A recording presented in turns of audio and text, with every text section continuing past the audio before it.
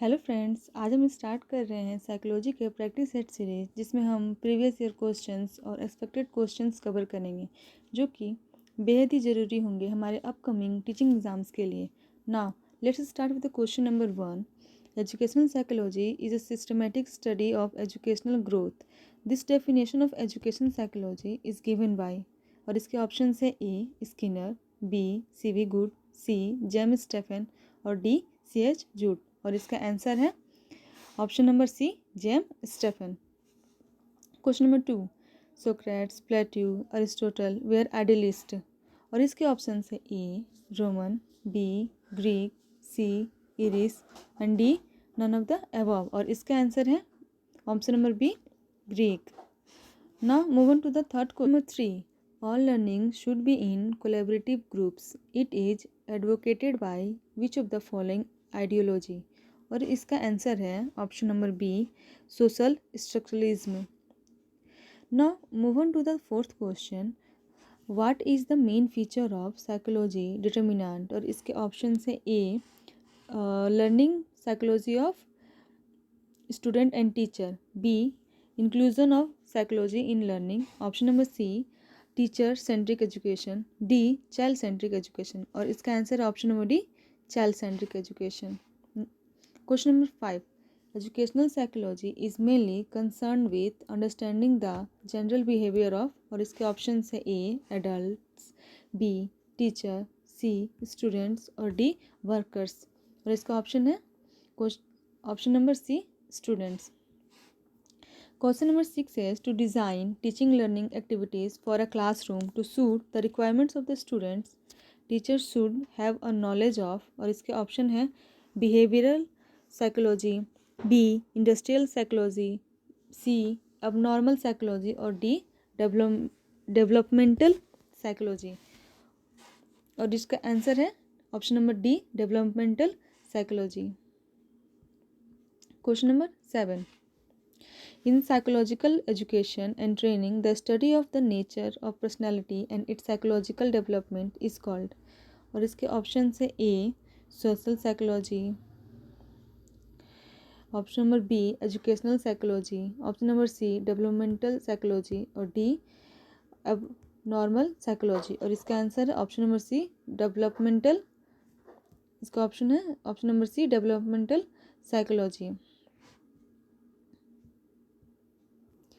Now move on to the next question. Question says that based on the work of Robert Serpell in developmental psychology, what conclusion does he draw for his research on Zambian children? और इसके option है A children's development और their capacities and skills are hugely influenced by their experience. और option number B developmental psychology is main discipline through which children's are understood. C. Children competencies do not develop in relation to their activities and practices in everyday life। और option number D an emphasis should be laid on the nuclear family as norms leads to conceptions of their family forms। और इसका answer क्या है option number A Children development, their capacities and skills are hugely influenced by their childhood understanding have been greatly influenced by A. Psychology, anthropology and neurobiology। Option number B psychology, sociology, geography and anthropology। Option number C psychology, sociology and ecology। And option number D psychology, sociology and neurobiology. और इसके answer है option number B psychology, sociology, geography and anthropology. Now move on to the next question. Who is the founding father of developmental psychology. और इसके options हैं रोहिन फ्रैंकबर्ग, B Robert शर्फेल, C Jean पियाजे और डी जी स्टैनली हॉल। और इसका ऑप्शन है ऑप्शन नंबर सी जीन पियाजे। Now next question is knowledge of child psychology is a must for a primary teacher because Option A, it help in making children indisciplined. Option number B, the examination result is improved. Option number C, it become a convenient mode for motivating children. Or option number D, it helps the teacher in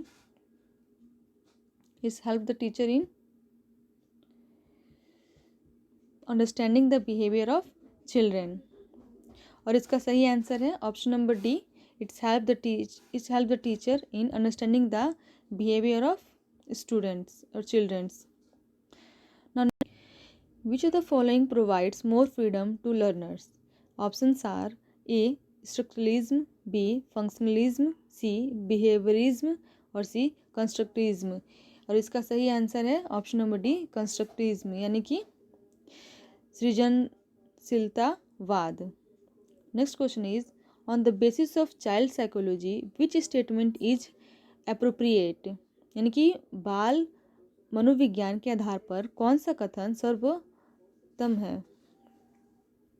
और इसके options है A, all the children's are homogeneous, B, some children's are homogeneous, C, some children's are unique, D, every child is unique. और इसका सही answer है option number D, और every children is unique, यानी कि प्रत्येक बच्चा जो है विशिष्ट होता है। Question number 4, the central focus of child psychology is, यानी कि बाल मनोविज्ञान का केंद्र बिंदु है। और इसके ऑप्शन है ए, गुड टीचर, बी, चाइल्ड, सी, टीचिंग प्रोसेस, डी, स्कूल। और इसका सही आंसर क्या है, बी, यानी कि चाइल्ड, बालक जो होता है वो क्या होता है, मनोविज्ञान का केंद्र बिंदु होता है।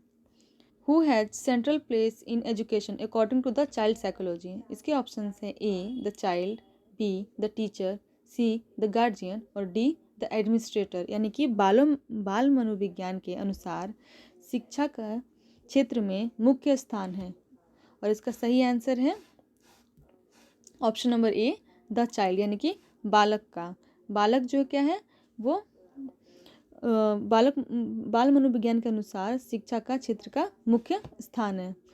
Question number, the great contribution of psychology to education is. और इसके ऑप्शंस हैं A, subject oriented education, B, teacher centred education, C, activity based education और डी, चाइल्ड सेंट्रिक एजुकेशन। यानी कि मनोविज्ञान का शिक्षा के क्षेत्र में सबसे बड़ा योगदान है ए, विषय केंद्र शिक्षा, शिक्षक केंद्र शिक्षा, सी, क्रिया केंद्रित शिक्षा और डी, बाल केंद्रित शिक्षा। और इसका सही आंसर क्या है, option number D, child centric education, यानी कि बाल केंद्रित शिक्षा वो केंद्र है।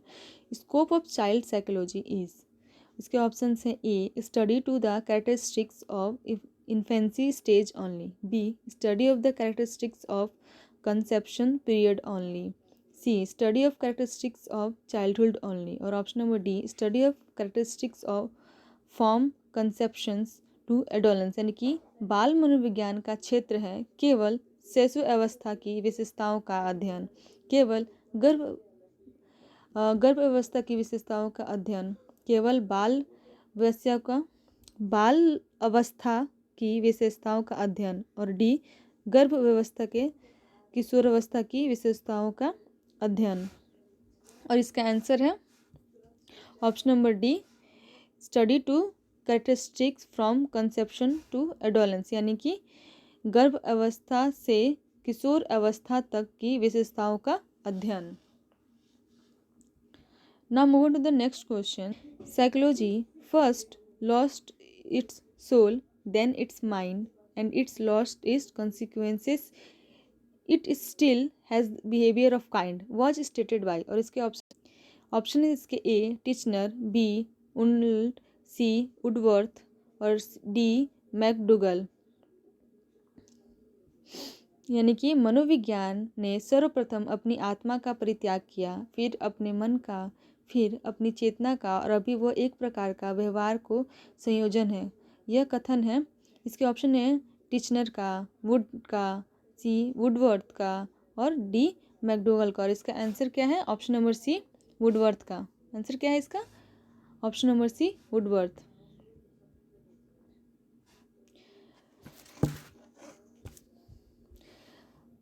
आज के लिए इतना ही, मिलते हैं नेक्स्ट पार्ट में। Thank you.